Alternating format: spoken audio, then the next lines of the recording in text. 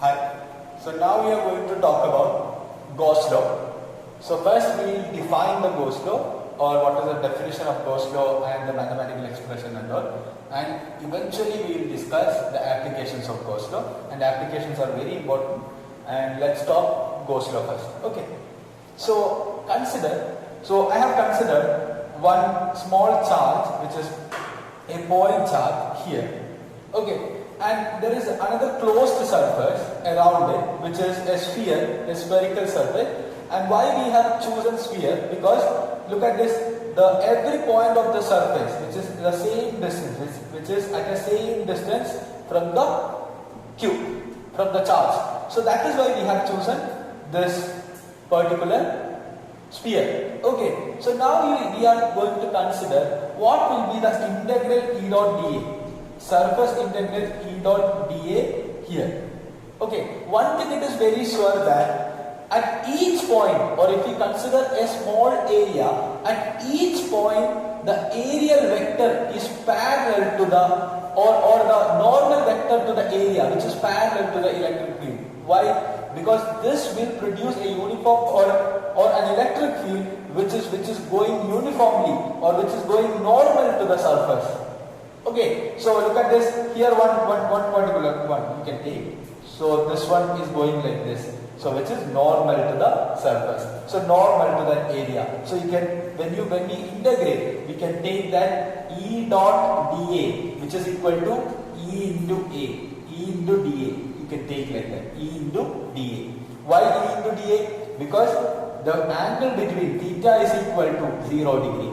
Angle between the normal vector and E, that is equal to 0. Okay, that is integral E dot dA is equal to, now we can integrate it. We can take electric field is constant, so you can take E outside into dA, integral surface integral dA. So now I would like to write E. How much is E for a point charge? 1 by 4 pi epsilon naught into Q by R square. That is the electric field for a point charge into integral dA. How much is integral dA? Look at this. How much is integral dA? How much is the total area? That is equal to 4 pi R square. 4 pi R square. So I can cut R square, 4 pi.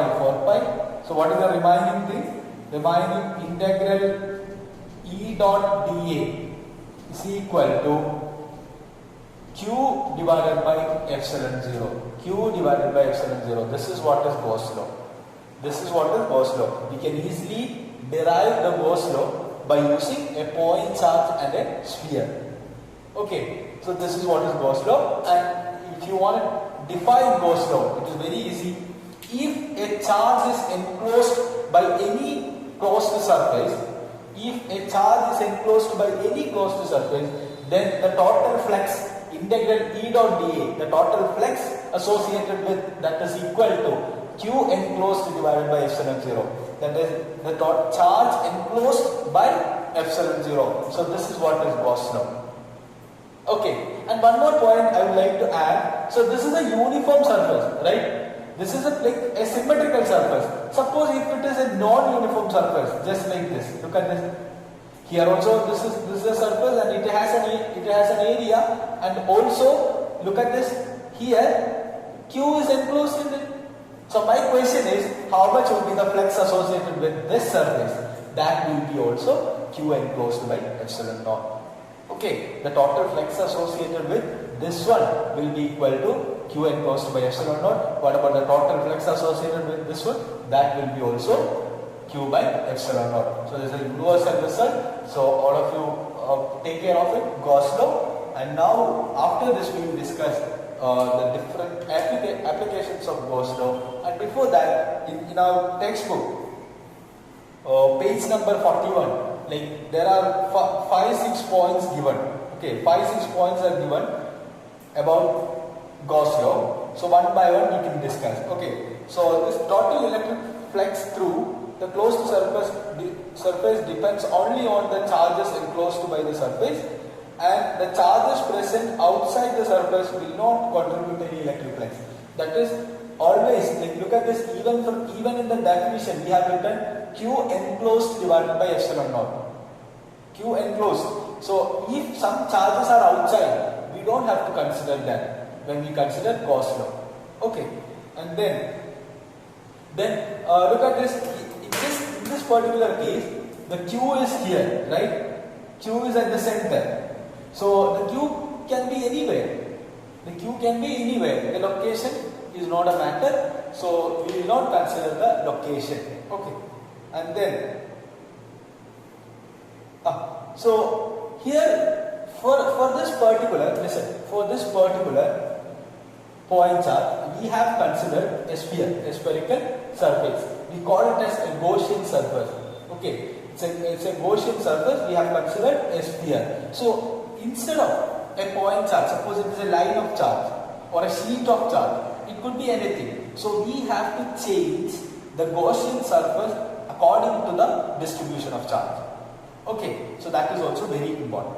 So we will discuss while we are discussing the application, we will discuss that. Okay. Then,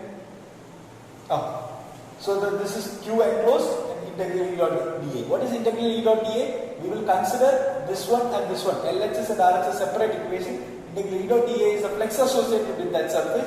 That is equal to Q enclosed by epsilon 0. That is a Gaussian term. Okay. And also the Gaussian charge, like or the Gaussian surface, we cannot make it for discrete charges. So continuous charge distribution only we will solve it properly, and we can consider this as a continuous charge distribution because it's a point charge only. And in the case of multiple discrete charges, we will not consider. And also, Gauss law is strict. It's all about, or both are same. The Coulomb's law and Gauss law both are same only. And we have seen from, look at this, 1 by 4 pi epsilon 0 Q by R square. Where we have got this? From Coulomb's law. So we have put the value here. So we got Gauss law. So Gauss law and Coulomb's law both are same only, but they defined it in a different way. Okay. So this is all about Gauss law. And we will discuss the applications of Gauss law next video.